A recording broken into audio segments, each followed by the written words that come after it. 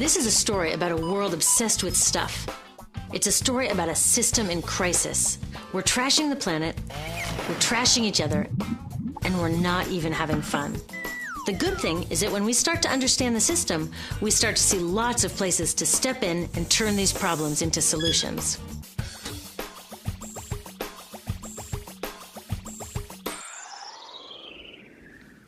Can I tell you, I love my Pantene Pro V. Of the dozen or so personal care products that I use every day, it's the one I can't live without. It says it gives my dull hair the ultimate cool shine. How does it do that? I was wondering that while I was lathering it in my hair one day, so I read the ingredients right here. Sodium lauryl sulfate, tetrasodium EDTA, methyl isothiazolinone. What is this stuff?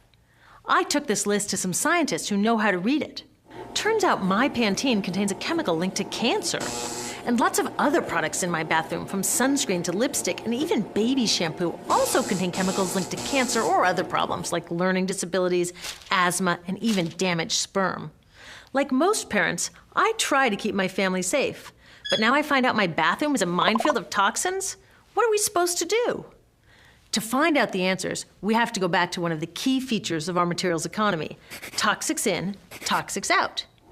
If, at the factory, you pour toxic chemicals into a product, like baby shampoo, you're going to wind up with toxic baby shampoo, and toxics in workers, communities, and, babies. So let's take a closer look at this toxic outrage where it seeps into our lives every day, in the bathroom.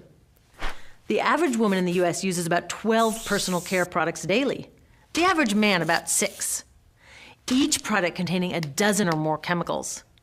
Less than 20% of chemicals in cosmetics have been assessed for safety by the industry's safety panel, so we just don't know what they do to us when we use them. Would you fly in an airline that only inspects 20% of its planes? Of course, not all of these chemicals are dangerous, but we know that many are. Some are carcinogens. That means that they can cause cancer. Others are neurotoxins and reproductive toxins, proven to mess up brain development and reproduction in animals. Wait a minute, we're animals too. It's like a giant experiment. We're using all these mystery chemicals and just waiting to see what happens. One thing we do know is that they're getting inside us. I had my body's toxicity levels tested, and I'm loaded with things like mercury, flame retardants, triclosan, and lead. We all are. Even babies are being born pre-polluted. Now, I know we can't live in a lead-free world, but do we have to put lead in our lipstick? I don't know. Maybe it's my fault. Maybe I just bought the wrong thing. At the store, the choices seem endless. I can get lipstick in 49 shades, or shampoo for hair that's too dry, oily, fine, limp, or frizzy. But what about the choices that really matter? Like the choice to buy products that are safe? It turns out the important decisions don't happen when I choose to take a product off the shelf. They happen when companies and governments decide what products should go on the shelves. So who are these companies? This is Procter & Gamble. They're the ones offering me Herbal Essences, the #2 shampoo in the country. It contains toxic petrochemicals made from oil. Since when is oil an herb? On cosmetics labels, words like herbal, natural, even organic have no legal definition. That means that anybody can put anything in a bottle and call it natural, and they do. I mean, can you imagine a top seller called Petro Essences? Gross. What's even nastier are hair relaxers marketed to 5-year-olds and skin whitening creams. These are super toxic, both in their ingredients and in the message they send about what beauty is. Ooh, here's Estee Lauder offering me a chance to help find a cure for breast cancer. That's nice. But wait, they're also using chemicals linked to cancer. Don't you think the best way for Estee Lauder to fight cancer is to stop using those chemicals in the first place? So really, I get to choose between meaningless claims on a bottle. But these guys get the real choice about what goes into those bottles. And that happens back here, at the factories where they're formulated. Why do the makers of these products use all these toxics? Are they trying to poison us? No, they're just working from a 1950s mindset when people were totally swept up in better living through chemistry. In all that excitement, they forgot to worry about human health impacts. That was years ago, and they are still using these same old toxic chemicals. Today, big cosmetics companies say the doses of poison in their products are small enough to be harmless. Yeah, maybe if you use them once a year.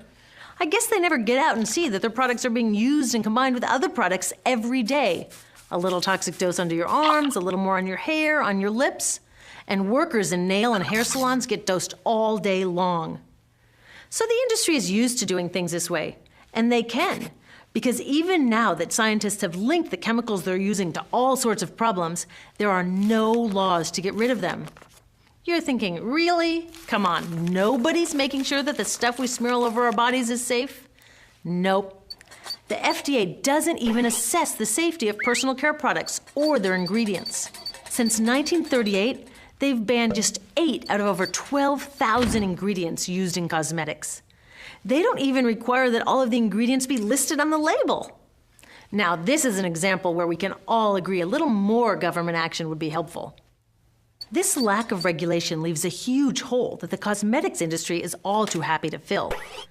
They set up their own committee to self-police their products, and compliance with their recommendations is voluntary. So the cosmetics industry is making the rules and then deciding whether or not to follow them. So you see, it isn't our fault that these toxic products are in our bathrooms. It's a whole broken system that's ignoring the simple rule: toxics in, toxics out. But we're not helpless. There are resources online that we can use to protect ourselves by identifying the best possible choices in the store. But the real action is with people working to change the system. Because if we really want to solve this problem, we got to start here with these guys. Women, parents, workers, people all over the country are demanding that Congress pass a new law, giving FDA the power to make sure that our personal care products are safe.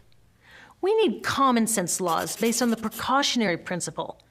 That means that when you're dealing with hazardous chemicals, just err on the side of caution. Let's not debate how much lead should be allowed in lipstick. Just get the toxic chemicals out of our products. Smarter laws would force companies to get past that old 50s mindset and figure out how to get us all clean and shiny without toxic chemicals. Can they? Totally. Many responsible cosmetics companies are already putting safer products on the market. Green chemists are developing substances that are designed to be safe and non-toxic in the first place. European governments have required the removal of many toxic chemicals, and companies have figured out how to comply. When cosmetics are reformulated to be safe and labeled honestly, then we can feel comfortable with the choices available at the store. We can choose bouncy hair or full hair, shiny lipstick or matte. We can even choose to feel beautiful without using 20 products. But we'll know that whatever we choose, the most important choice, the choice to be safe and healthy, has already been made.